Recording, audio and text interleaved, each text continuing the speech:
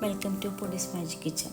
ഇന്ന് നമുക്ക് ഒരു ബ്രെഡ് പോക്കറ്റ് ഉണ്ടാക്കുന്നത് ഇങ്ങനെ നോക്കാം. കൊച്ചുകുട്ടികൾക്കൊക്കെ വളരെ ഇഷ്ടപ്പെടുന്ന ഈ വിഭവം തയ്യാറാക്കാൻ വളരെ എളുപ്പമാണ്. വളരെ കുറച്ച് ഇൻഗ്രീഡിയൻസേ ഉള്ളൂ. അതിന് വേണ്ടിയിട്ട് നമുക്കൊരു പാത്രത്തിലേക്ക് എണ്ണ ഒഴിച്ച് കൊടുക്കാം. അതിലേക്ക് സവോള ചേർത്ത് അതിന് കുറച്ച് ഉപ്പും ചേർത്ത് ഇളക്കി നന്നായി മൂത്ത് വരുന്നതോടുകൂടി അതിലേക്ക് നമുക്ക് തക്കാളി ചേർത്ത് കൊടുക്കാം. തക്കാളി നന്നായി വഴന്ന് വരുന്നതോട് കൂടിയിട്ട് അതിനാവശ്യമായ മുളക് പൊടി, മഞ്ഞൾപ്പൊടി, മല്ലിപ്പൊടി ഇത്രയും ചേർത്ത് നന്നായി ഒന്ന് ഇളക്കി മൂപ്പിക്കുക.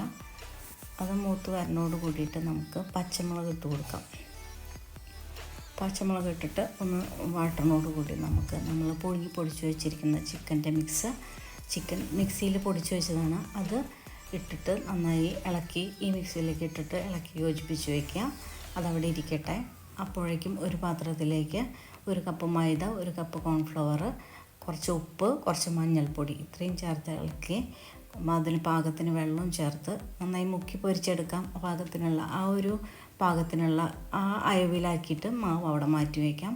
എന്നിട്ട് ബ്രെഡിൻ്റെ 4 വശം കട്ട് ചെയ്തിട്ടുള്ള ബ്രെഡിൻ്റെ ഒരു പീസ് എടുത്തിട്ട് ഈ നമ്മൾ ഉണ്ടാക്കി വെച്ചിരിക്കുന്ന ചിക്കൻ്റെ മിക്സ് ആ ബ്രെഡിൻ്റെ മുകളിലേക്ക് പരട്ടി കൊടുക്കുക. നന്നായി പരട്ടി എല്ലായിടത്തും ആവുന്ന രീതിയിലാക്കി വെച്ചിട്ട് അടുത്ത ഒരു സ്ലൈസ് ബ്രെഡ് അതിൻ്റെ മുകളിലേക്ക് വെച്ച് നന്നായി അമർത്തി അവിടെ വയ്ക്കുക. എന്നിട്ട് എണ്ണ ചൂടാക്കാൻ വയ്ക്കാം.